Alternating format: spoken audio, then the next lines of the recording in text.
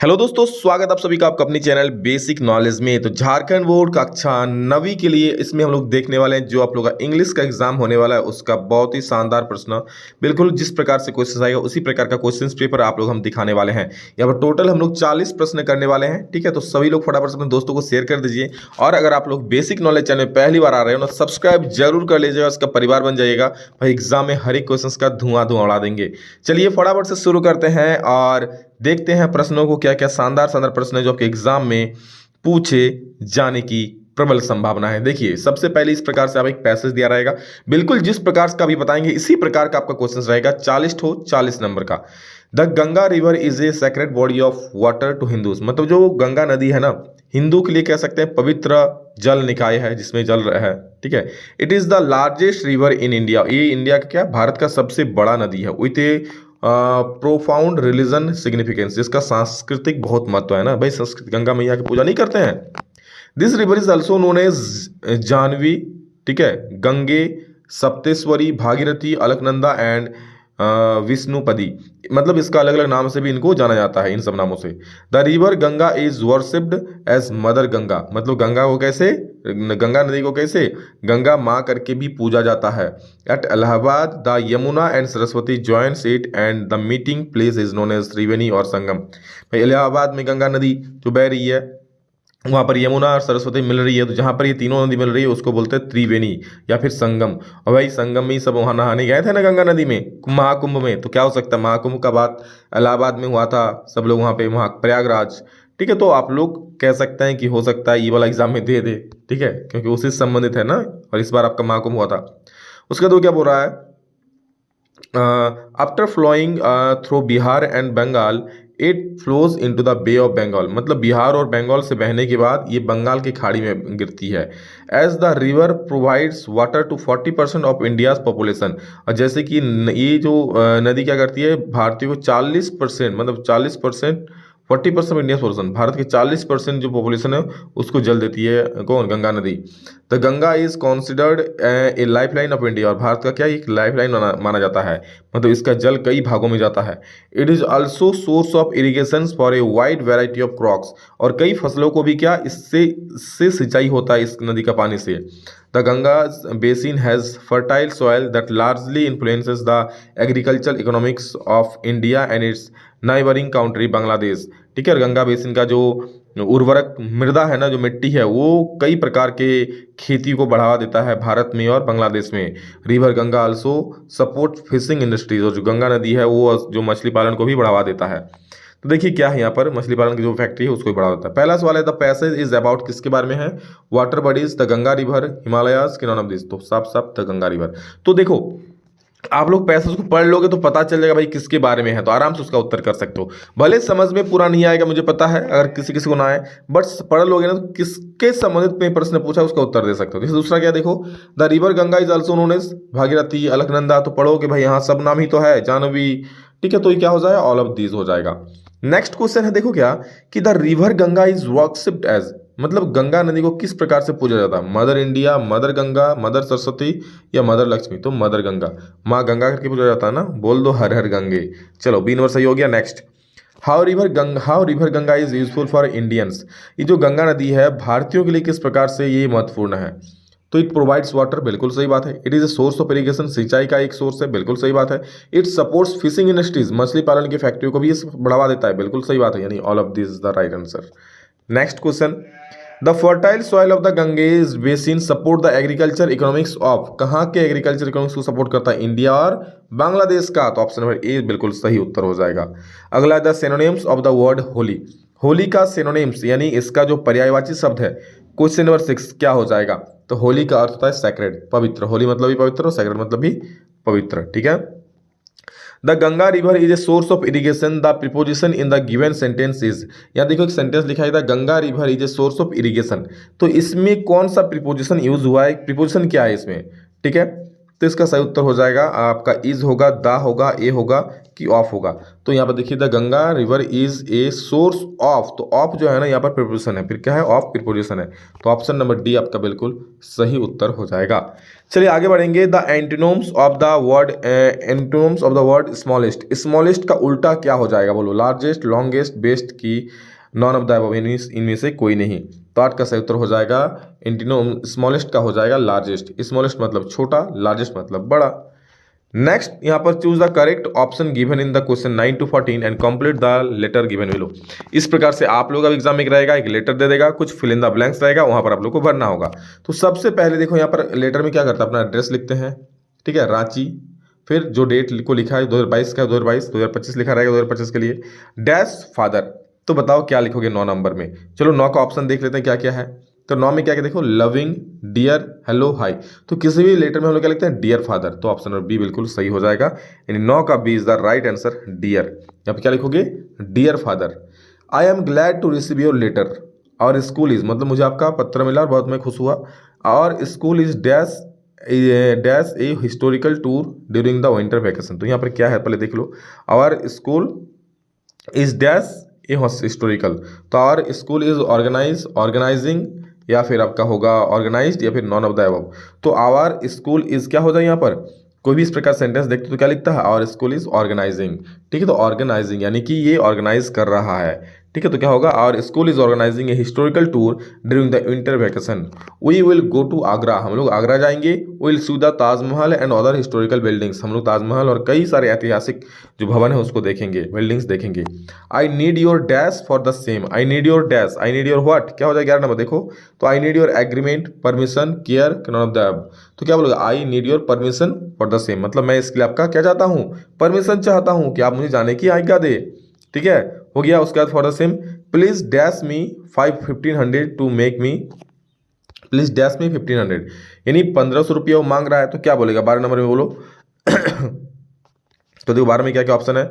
तो please send me, sending me is sending. तो 12 का हो जाएगा प्लीज सेंड मी, भाई भेजने बोल रहा है, सेंड मतलब भेज दिया, तो सेंड मतलब भेजने बोल रहा है। क्या, please send me 1500 rupees to make the dash arrangement for it, to make the dash arrangement for it. तेरा क्या हो जाएगा देखो, तेरे नंबर पे, to make the dash arrangement, unnecessary arrangement, require arrangement, requirement, necessary arrangement. तो make the necessary arrangement, जो जरूरत की चीज़ें हैं, जो अरेंजमेंट हमें करना है, उसकी वजह से मुझे 1500 रुपया चाहिए।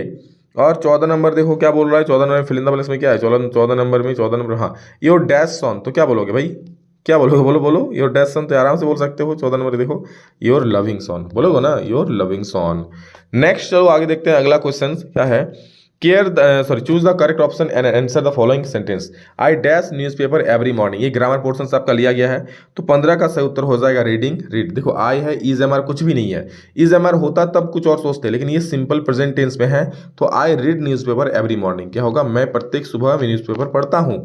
ता है, ते है, तो सिंपल सा वर्ब लग गया, I read newspaper every morning, ठीक है। 16 अगला क्वेश्चन है the passive voice of the police caught the thief.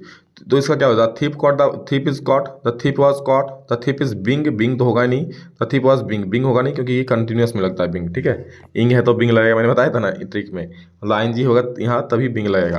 तो यहाँ तो ऐसा कुछ है नहीं, तो ये सिंपल पास्ट टेंस में है, जब उसको बदलेंगे तो क्या होगा, the thief was caught by the police हो जाएगा, बाय द पुलिस। बढ़िया, बाय द पुलिस नहीं है, बाय द पुलिस होता तो ये वाला ऑप्शन सही हो जाता। क्लियर है। नेक्स्ट देखो, dash Apple a day keeps the doctor away. तो एन एप्पल हो जाएगा, ए आई ओ यू, तो एन एप्पल हो जाएगा ना, क्योंकि अब आगे क्या है, वॉवेल्स ए से स्टार्ट है, तो वॉवेल्स के आगे एन लगता है, a an. Everyone at the fair dash looking for missing boy, everyone at the fair dash looking for the missing boy. तो हर कोई मेला में किसको देख रहा था, जो खो गया था वो बच्चा को देख रहा था। तो was looking, everyone at the fair was looking for the missing boy, जो खोया हुआ बच्चा को के लिए खोज रहा, कि उसको खोज रहा था, कह सकते हो। It is very dangerous to enter the dash the enemies camp. तो 19 का सही उत्तर हो जाएगा क्या, ये याद रखिएगा, it is very dangerous to enter into, ठीक है, into the enemies room, into the enemies room. The man dropped me dash my possessions. तो 20 का हो जाएगा, द मैन ड्रॉप्ड मी, 20 का हो जाएगा option number C, the man dropped me off my possessions. तो 20 का ऑप्शन नंबर सी बिल्कुल सही उत्तर हो जाएगा, the man dropped me off my possessions. Next, the passive voice of who wrote this book.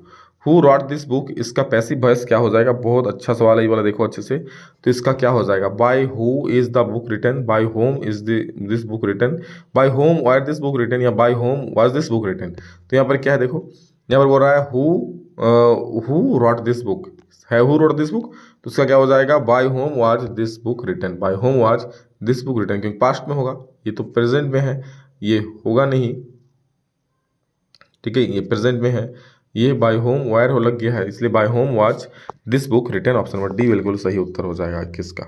Clear. Next question देखिए 22 number क्या बोल रहा है कि babies dash when they are hungry, babies crying, babies cry, babies cries, babies cried. तो 22 का सही उत्तर क्या हो जाएगा? बेबीज क्राई, क्योंकि बेबीज मतलब बहुत सारा का बात हो रहा है, इसलिए क्राई का बात कर रहा है, रोने का, ठीक है। नेक्स्ट एक आप लोग यहाँ पर देख सकते हैं पैसेज टाइप का दिया हुआ है, इसको पढ़ लीजिएगा।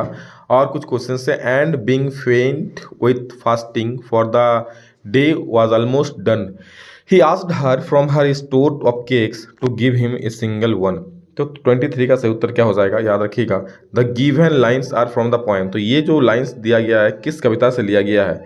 तो ये आप लोग का लिया गया है a legend of the northland, a legend of the northland. अगला है this lines are compose by, मतलब ये जो लाइन्स है किसके द्वारा लिखा गया है? तो 24 का बिल्कुल ऑप्शन नंबर ए यानी फोबे कैरी सही हो जाएगा। Next, to whom does her refer to in the third line, to whom does her refer to in the third line, ये थर्ड लाइन में जो हर या यूज किया गया किसके लिए यूज हुआ है? तो 25 का सही उत्तर हो जाएगा option number C, an old lady के लिए, ठीक है, एन ओल्ड लेडी के लिए 25 का सी सही हो जाएगा।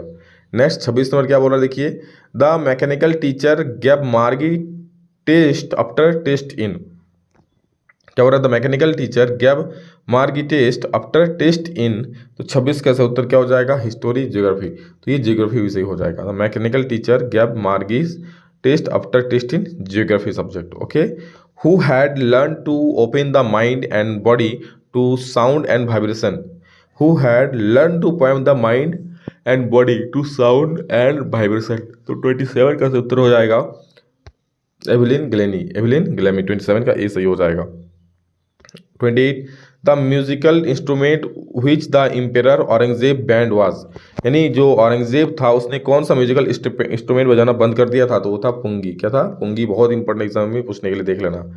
During the second world war of which thing a sudden demand erupted in the market, क्या बोल रहा है? During the second world war, जब दूसरा विश्व युद्ध हो रहा था, of which demand sudden demand erupted in the market, मतलब किसका डिमांड इतना ज़्यादा बढ़ गया फिर उस वक्त सेकेंड वर्ल्ड वॉर के टाइम? तो poppy seeds, tamarind seeds, coriander seeds की मिंट। तो 29 का सही हो जाएगा ऑप्शन नंबर बी, ठीक है। Next tamarind seed. नेक्स्ट देखिए, the new teacher could not stomach a Hindu priest son sitting with a Muslim boy, here the phrase could not stomach means 30 का हो जाएगा sad, could not tolerate। तो could not stomach मतलब होता है could not stomach मतलब could not tolerate।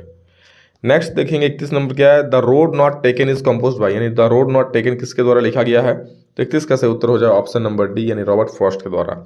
अगला है the only women in the world who had scaled mount Everest twice was, यानी पूरे क्या बोल रहा है ना कि विश्व में कौन है जिसने 2 बार माउंट एवरेस्ट को फतह किया, चढ़ा है? तो 32 का सही उत्तर क्या हो जाएगा option number A, Santosh Yadav. कौन? संतोष यादव। अच्छा इंपॉर्टेंट क्वेश्चन है, ठीक है। रसूल बख्श खान वाज बिस्मिल्लाह खान, रसूल बख्श खान बिस्मिल्लाह खान का कौन था?